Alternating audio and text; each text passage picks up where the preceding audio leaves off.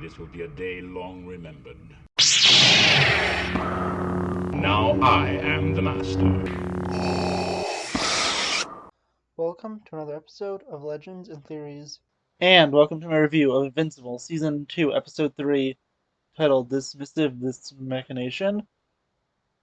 And this is honestly probably the weakest episode so far, mainly because it is just so random,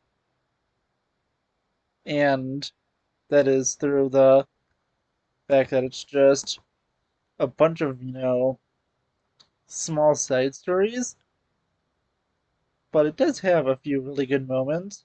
I think the stuff with Alan the Alien was pretty interesting, which was probably the main focus of it, and showing that, although it was kind of predictable, that the leader of the council is actually in league with the Viltrumites, and we get to see our first Viltrumites that are not in flashbacks or that are not Omni-Man. So that was definitely interesting to see. And going into everything else, there are a few other storylines that it goes through. One is to kind of move the characters of uh, Monster Girl and of Rudy to kind of get the relationship closer together, and that was it was a it was a nice thing, but wasn't the best. Going on to some of the other stuff, there was the entire thing, but the more side plot of Mark and Amber making the relationship a little more serious. Don't really hate Amber as much as other people. I think that she was a little annoying in the first season, and that one of the things that really should have happened is they probably shouldn't have got back together, because I feel like the relationship was a little too damaged already. But I didn't mind it too much. I feel like some people are really gonna hate it.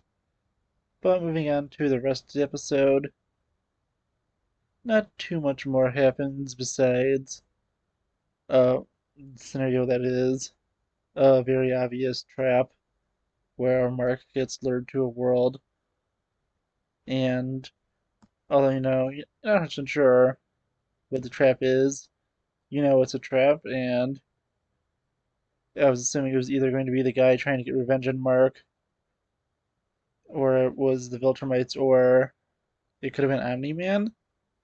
I really think it was one of the three.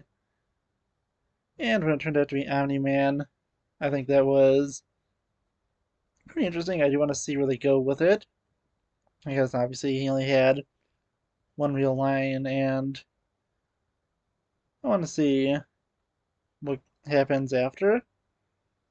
But that'll be for next week.